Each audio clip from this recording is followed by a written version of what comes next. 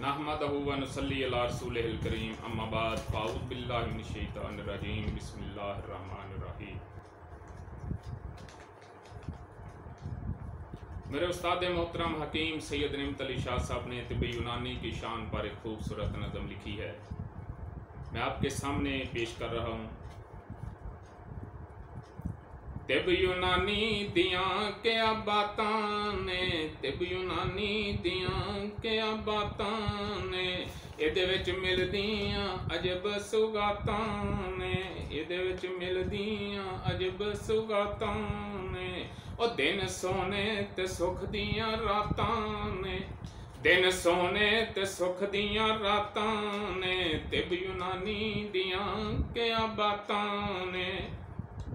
हुन टुटे दुख बीमारां दे, गम खार लाचार दिलहारां दे, शफा दियां होइयां बरसातां ने, तिब्ब यूनानी दियां क्या बातां ने, तिब्ब यूनानी दियां क्या बातां ने। एक वखरी ये इशारा हजरत दोस्त मोहम्मद साबर मुल्तानी रहमतुल्लाह अलैह दी तरफ है। एक वखरी वंड सोने तबीब दिए, एक वखरी वंड सोने तबीब दिए, एक गल तहरीक तस्कीन तहलील दिए, इहदे विच बड़ियां करामातां ने, तिब्ब यूनानी दियां क्या बातां ने। ओ फन सिख लै फर्ज शनासी दा, फन सिख लै नबज शनासी दा, फन सिख लै नबज शनासी दा, बेड़ा चुक लै फर्ज शनासी दा, बेड़ा चुक लै फर्ज शनासी दा। कबूल होवन सब मनाजातां ने, कबूल होवन सब मनाजातां ने, तिब्ब यूनानी दियां क्या बातां ने। खूब पढ़ लै मोरे तिबियानू, खूब पढ़ लै मोरे तिबियानू, ये सबक अनोखा अवलड़ा ए, ये सबक अनोखा अवलड़ा ए। रज लब लै सबाबे मुमरज़ानू, इहदियां विच कुरान आयातां ने, तिब्ब यूनानी दियां क्या बातां ने, तिब्ब यूनानी दियां क्या बातां ने।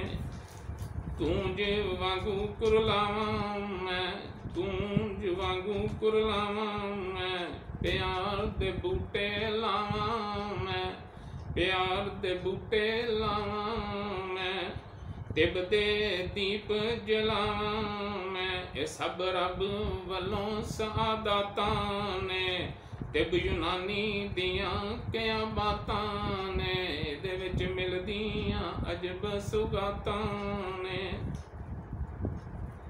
गैरां दी तिब्ब ने सबक सिखा दिता, गैरां दी तिब्ब ने सबक सिखा दिता, सारी दुनिया नू मास्क पवा दिता, दूर दूर दा गीत सुना दिता, दूर दूर दा गीत सुना दिता।